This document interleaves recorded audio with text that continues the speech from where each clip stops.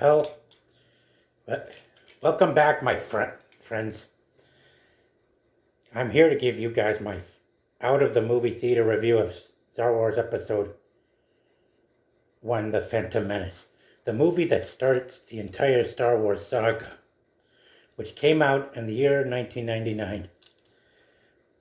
When I first saw the movie, I was with my mom, my stepdad, and my brother James, my twin brother, in a drive-in theater showing of the film.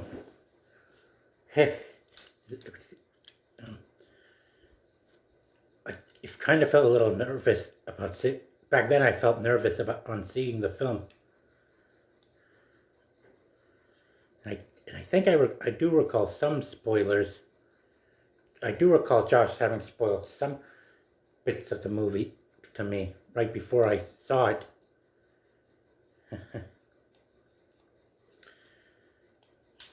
Anyway, as you all know, it starts off with Obi-Wan and qui-gon infiltrating and getting involved in diplomatic negotiations with the Trade Federation, who were actually the separatist forces at the time. However, soon as their identities as Jedi Knights were discovered by the leaders of the Trade Federation, Darth Sidious, aka Palpatine, who was a senator at the time, years before he became Chancellor and then Emperor, that you saw in the Star Wars original trilogy, he gave them the orders to start advancing the invasion of Naboo immediately, had Nute Gunray and his lackeys blow the boarding ship to bits, killing the two pilots. Obi-Wan and qui-gon were able to avoid the knockout gas, and then took down a wave of battle droids. Quite cool display of Jedi. Soon as they try to get to the Viceroy, they retreated because of two destroyer droids with shield generators. Quite powerful blasters, I'd say.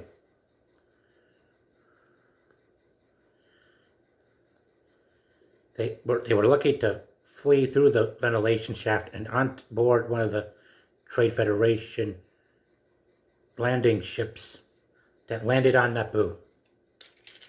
As soon as they got there, they meet Jar Jar, save him from getting killed by battle droids, and then head underwater with him to meet with his people, who were not pleased with him coming back after being so clumsy to them. Fortunately, Qui-Gon managed to convince their leader, Boss Nassau, to let Jar Jar come with him in search of the Naboo's capital city of Thebes.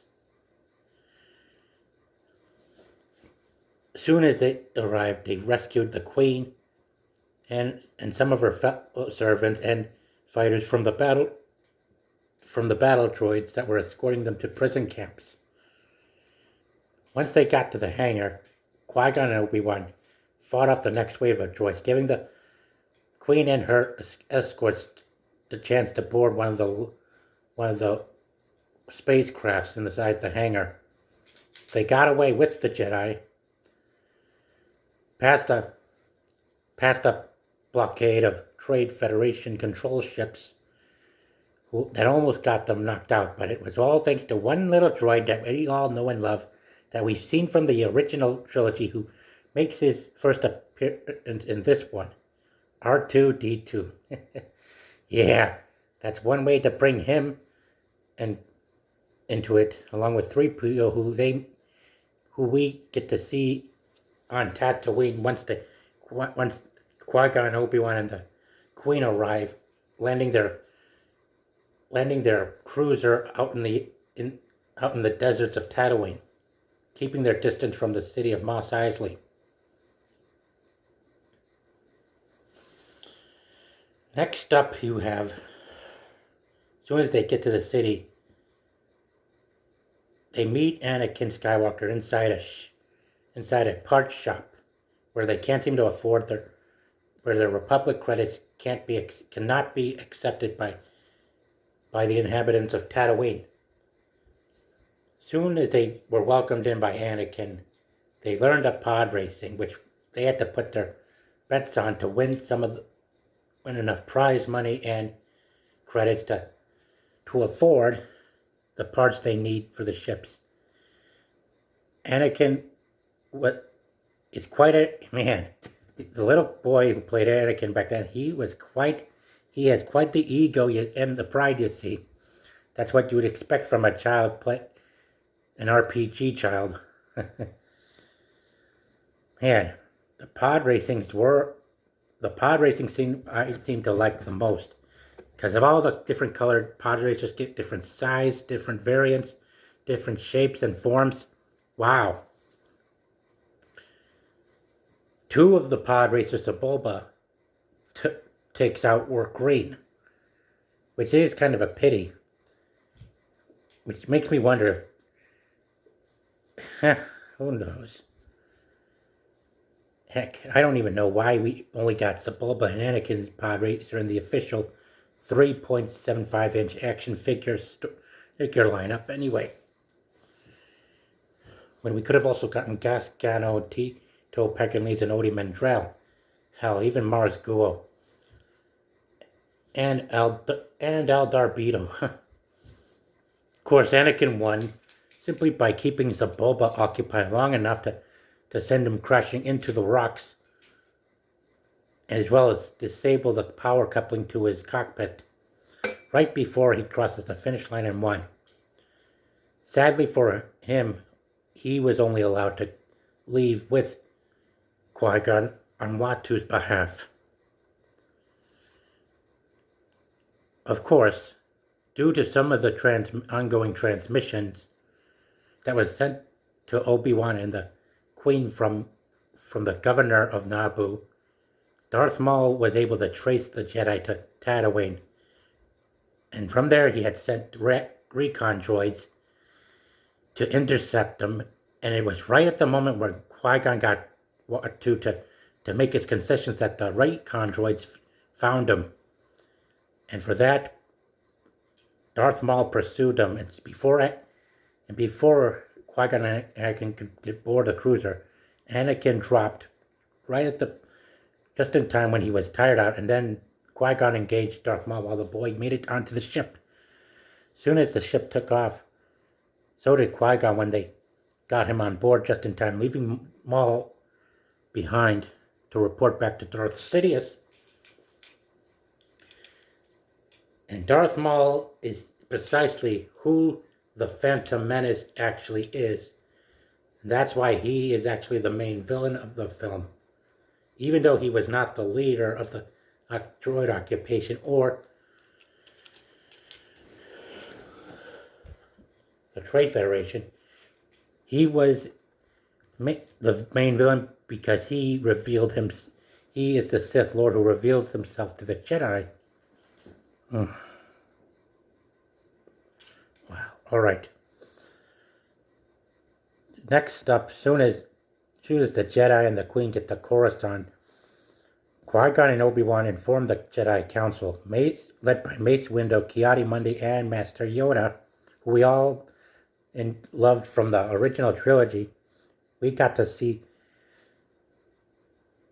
they were the main judge and jury in the council, where they currently casting doubt on whether or not that Qui-Gon was serious about the threat at hand, but also they mentioned Anakin, who they feel would be worth training.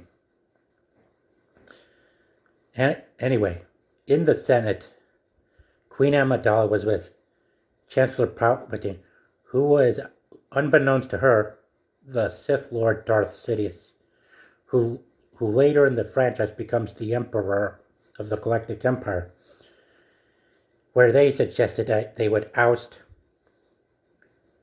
the Chancellor, who was currently in control at the moment, for being too incapable of doing anything to resolve the issues.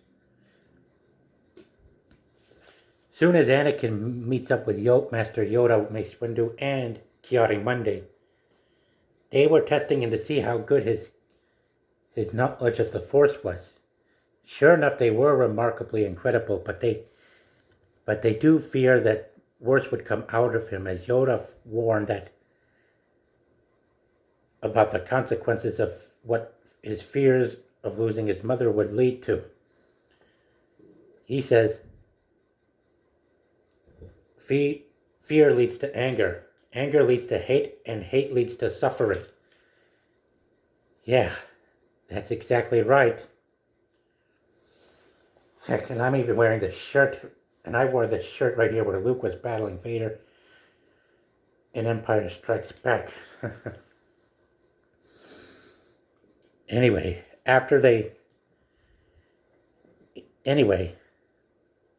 soon as Palpatine and the majority of the Senate was able to cast a no confidence vote on having Terrence Stamp's chancellor removed for being incapable,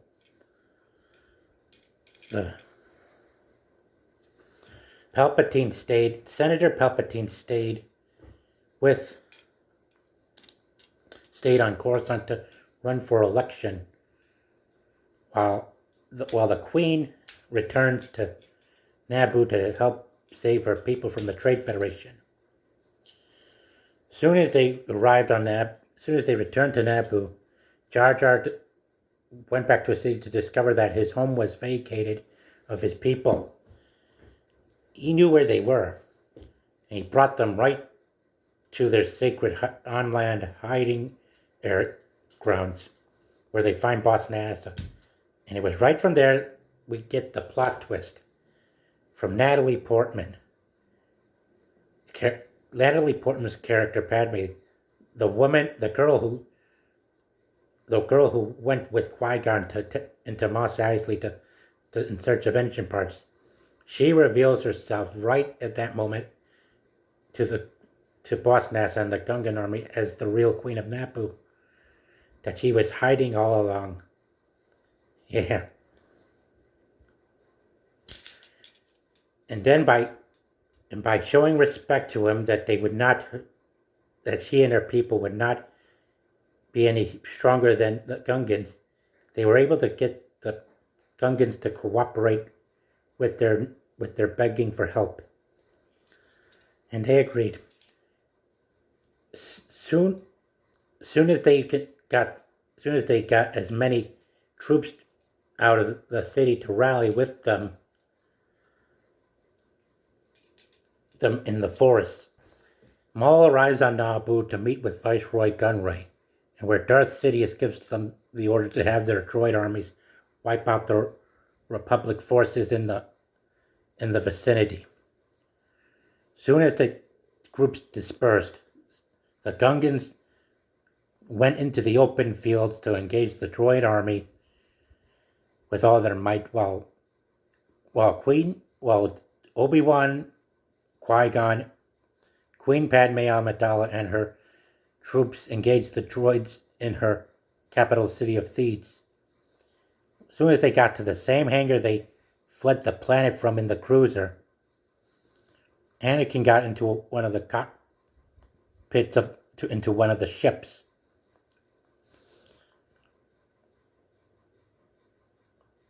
And soon as they were about to make their way up the level to engage the Viceroy, Darth Maul appears right before their eyes, forcing them to take the long way around.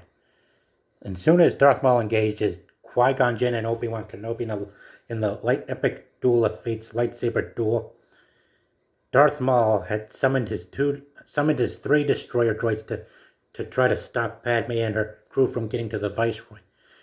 Luckily, it was thanks to Anakin using the blasters on his Naboo Star Cruiser that he took all 3 of them out with 3 heavy hits, and went into space to meet up with the rest of the pilots who are engaging the Trade Federation in Naboo's orbit. Man, four-way battle between the Republic and the Separatists in this movie. four-way battle. Yeah. One is with between the Gungans and the droids in the fields. The second with Anakin in the Republic starfighters fighting the Naboo starfighters fighting the Trade Federations. The third with Padme and her squad raiding the palace to find and capture Viceroy Gunway. And the fourth with Obi-Wan and Qui-Gon engaging Darth Maul. Wow. Man. Soon as we progress further in these battles,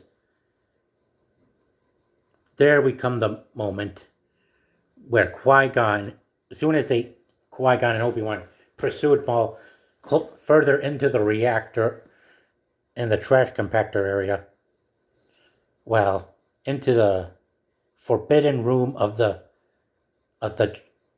palace hangar, Obi-Wan was separated from Qui-Gon, and Maul was shielded off from engaging the Jedi further by laser doors. Qui-Gon was bowing to decide his own fate, whether or not he should live or die, so that Anakin would train to become a Jedi. And soon as he made up his mind, the laser doors came off, and soon as Qui-Gon engaged Maul, Obi-Wan was sealed off. And sadly, before his eyes, he watched in horror as Darth Maul overpowers and kills Qui-Gon with his dual-blade lightsaber, causing him to shout in agony. From there, it really enraged Obi-Wan into engaging Maul even further.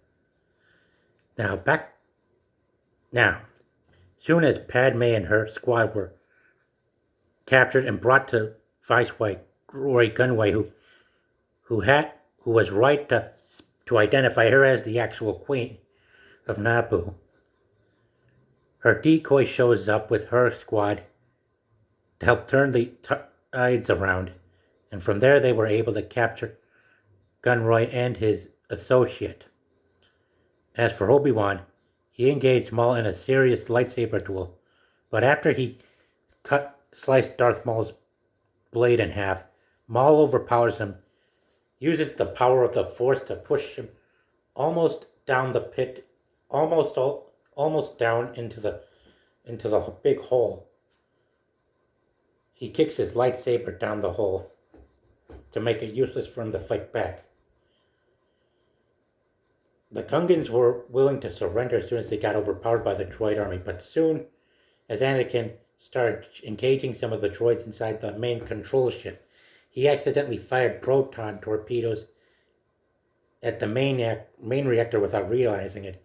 From there, he was able to escape the ship with R2, and after successfully blowing it up, it helped the Gungans win the battle out in the Naboo plains against the droids as destroying the control ship took them offline. And now for the final part, just before, as Maul thought was almost about to finish Obi-Wan uses the Force to summon Qui-Gon's lightsaber to him.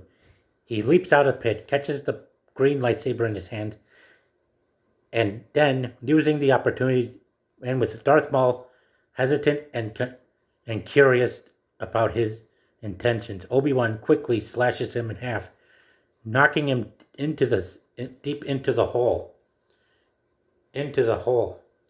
where he was spliced apart and started falling helplessly down into the depths of that hole. After that, Obi-Wan rushes to Qui-Gon's aid, and with his final words, he promises to train Anakin, and Qui-Gon's last words were, "He is the chosen one, after all." And then he dies, sadly. After that, Palpatine, now Senator, now turned Chancellor, arrives with the Jedi Council, congratulating Obi-Wan for his bravery, as well as Anakin, as well as the Queen. while Newt Gunray and his lackey are brought back to Coruscant to answer for their crimes. Afterwards, Yoda had given after a heated conversation with Master Yoda, Obi-Wan has gained permission from the Jedi Council to train Anakin Skywalker as his Padawan. After that, they went to watch Qui-Gon's corpse burn and be cremated. As Obi-Wan gives his word to Anakin that he will be a Jedi, Mace Windu and Yoda fully admit that the mysterious warrior who killed Qui-Gon, Darth Maul, is a Sith. Always two there are, Yoda says. No more, no less. But which one was destroyed? The master or the apprentice? Mace Windu asks. Well, we know that the apprentice was actually destroyed, and that the master, Darth Sidious, is still alive. And while they still don't even know, he was there with them at Qui-Gon's cremation. As for the final act and the very end, the movie ends with the Gungans and people of Naboo celebrating their victory on liberating the planet, and Boss NASA declares peace. Yeah, Obi-Wan, Anakin, and the Jedi Council were there with the leaders of Naboo, as well as Chancellor Palpatine. That, my friends, marks as the beginning of the Star Wars saga, the official beginning of the Star Wars saga. Man, it was good seeing it again in theaters. Man, 25 years. Could have... Man, and it's kind of crazy that they had the film re-released 12 years ago from the day when they could have just re-released it in 2009 and then again in 2019. Go by decade of release. But hey, nothing's perfect though. Anyway, as for my score on this film, I give it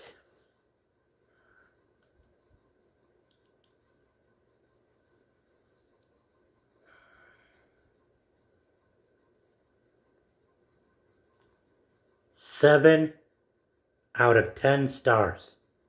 Well, 7.5 out of 10 stars. 7.5 out of 10 stars. I loved how it was executed and how it started, but I feel as if they should have done more with Darth Maul. Done more scenes with Darth Maul. And Darth Sidious. Especially, they could have also done the scenes where Darth Maul arrives on Naboo to meet up with the Viceroy and his occupation forces. Also,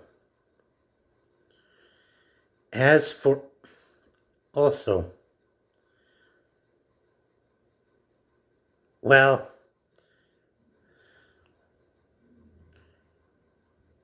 some of the politics lots of it was long, but when you get to the part where the Queen was speaking with Palpatine, you know where Ian McDiarmid is the first actor in the prequel trilogy to bring up how corrupt politics in the Galactic Senate are compared to those here in the real world today. Yeah. Of course, you're not going to get that kind of thing where a certain powerful tyrant would rise up to take so much control of everything, especially when we understand the circumstances quite well.